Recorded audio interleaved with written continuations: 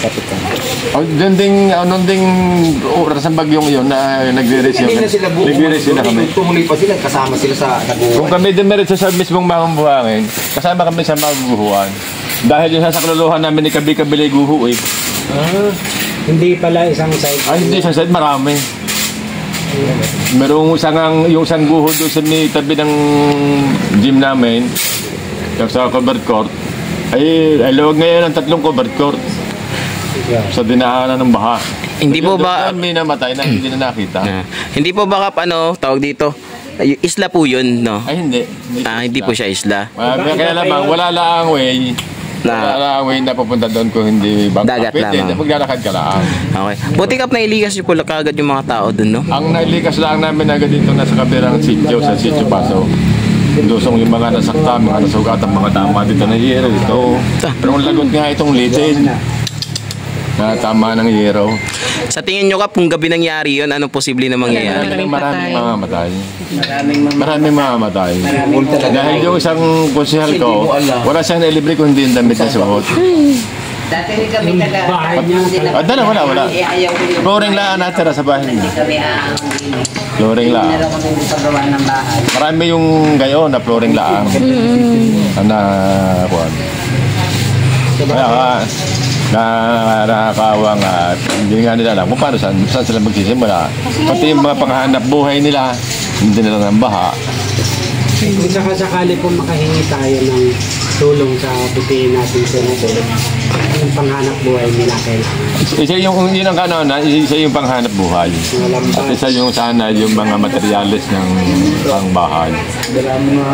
Sana yung isa kong kusyal, dinala yung kanyang mga motor doon sa kanyang bahay. Dinala siya sa bangka at natatakot niya mga abutin ng alon. Ay nakadisgrasya naman, lalong disgrasya noong dalhin sa bahay dahil pati yung bahay tangay ng landslide. Pipilitin po natin makainin ng tulong sa mga butihin sa lugar. Ay, sana nga ho. Dapat mag-ano sila ngayon, kampanyahan. Magsipagan po. Ngayon sila talagang tutulong. Ito po, may ginawa si Kap Sulat, request kay Senator Bongo tsaka kay Senator Bato. Hihingi po tayo ng tulong sa kanila. Okay, sige. Tapos ko na lang din sa programa ko sa Sabado. Ipanawagan din natin. Timing mo. OBP wala. OBP wala. Sa OBP, dapat sa OBP meron din kayong ginawa ka. Kap. Kay Vice President. Wala ba? Address mo ko Inday Sara. Address ko Inday VP Sara sa office. O mula Vice President. Paparating po natin lahat sa kasi nandito sa mga kanina, request talaga kailangan no. Yun naman advice request. Oo, kasi alam nyo naman. Kailangan dokumentado. Kaya nga magkuha kami. Dapat may resibo. Oo, may resibo. Yan. Kailangan natin yan. Naka-imbestigahan na naman tayo sa Senado. Yan. Patawagin naman na tayo. Mga lahat tayo, baka magsiksikan tayo sa Senado. Hindi pa nga tayo nakapagsalita ng side natin, i-contempt na tayo. Nalintikan na. Pa-revise mo.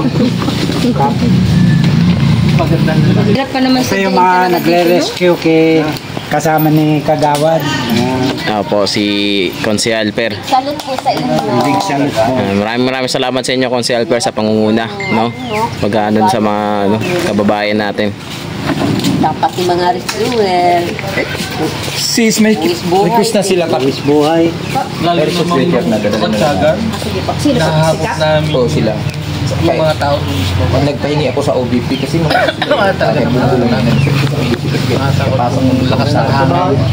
madadala ka talaga. Ang nakakano doon, maraming po sa amin. Ano sa Twitter? Kasi ay laging puno ng yung tren. Pero sa iyo, mami talagang nakakano. Alam naman nila, nakita nila.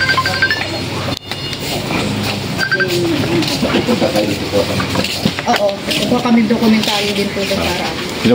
Kita ni VP talagang sitwasyon. Mabuti nga po Kap, no, dito kompleto tayo sa kagamitan ng pang-rescue. No, hindi naman kinulang. Yun ko na din, ang nangyari hindi ang iba na yung mga nakikita kong may doon yan sa bahay-bahay pinanghiram ko na para mas maluwan ang pag-rescue, marami ang makakakuha. Dahil kung ang gamit lang ng barangay, kulang din.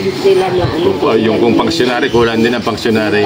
Kaya marami din mga taga sa community ang mga inusap ko para lang matulungan yung mga nandun. Sa awa ng Diyos, Kap, ang bilang na hindi pa nakikita, isa lang naman. Sa mga sagutan naman, yung mga sugatan naman po ay okay na naman. Okay naman po. Basta naman sa ospital.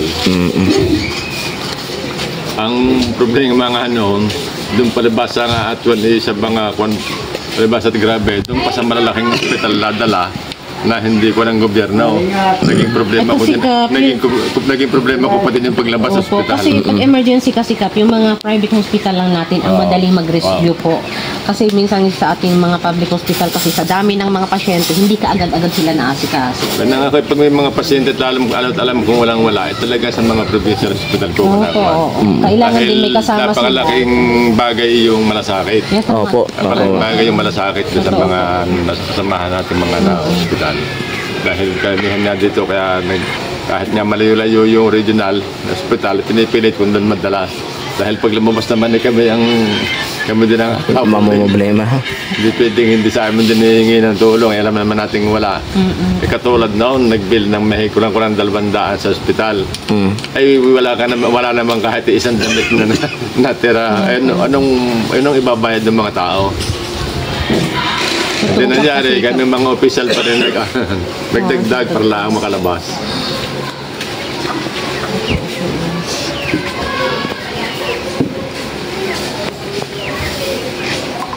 Nung nagre-rescue po kayo, malakas pa yung bugso ng ulan, hangin. Kasi, dahil kailangan ho noong mag-rescue na dahil tuloy nga ho ang pagguho. Tuloy ho ang pagguho kaya hindi ho pwedeng hindi din unong oras na yun. Sa bagay nung bagyo kuya, imagine mo, mataas naman yung subdivision namin actually Kap. Kaso lang siguro mga walking distance lang din siya, nandun yung malaking tulay. Ang nangyari kasi Kap, umapaw yung tulay. Imagine mo, pauwi ako noon. Ewan kung saan tayo noon. Kasi magkakasama tayo noon eh. Parang nasa galing tayo ng repacking. Oo, yata. Sa Office of the Vice. Umulan Kap, ang lakas talaga ng ulan. Actually, kasi mataas yung subdivision namin, hindi naman siya abot. Pero kalakasan talaga ng ulan. Umapaw yung tulay. Imagine mo, hanggang dito talaga yung tubig. Mabuti na lang yung tubig, nakastay siya. Hindi siya yung talagang... Hindi naagos. Kasi kung naagos talaga, ang daming mga naano. Dapat yung mga tricycle doon, mga sasakyan. Dito rumaragas eh. Ay, kasi dito rumaragas. Motorin ng takbo. Pero kulang na lang talaga ako himatayin sa takot. Sa totoo lang. Kasi hanggang dito na yung tubig. May nakapag-video. Nanggulo na ako sa social media. Nung mga oras niyan, may nakapag-video pa eh. Naputol na lamang at natakot na din siya. Nung makakita niyang bahay na yung yung buong dinadala ng baha. Natakot na rin. Hindi na, yung teacher sa Mahambuhangan na nakapag-video. Kaya lang, hindi ko nakita yung video yun. Pero may nakapag-video. May nakapag-video na, ang nakakakuha na yung hindi nakikita yung patay. Yun yung mismong banabatak ng asawa at ama ay hindi na talaga mabunot. Hanggang sa unti-unti nang lumubog, hindi na nasabi sa asawa at ama, iwanan na siya. Naipit siya ng semento, ang pader ng bahay. Hindi talaga siya madukot. Nung bitawan ng ama, ng asawa, ay nung lubog na talaga ang patito.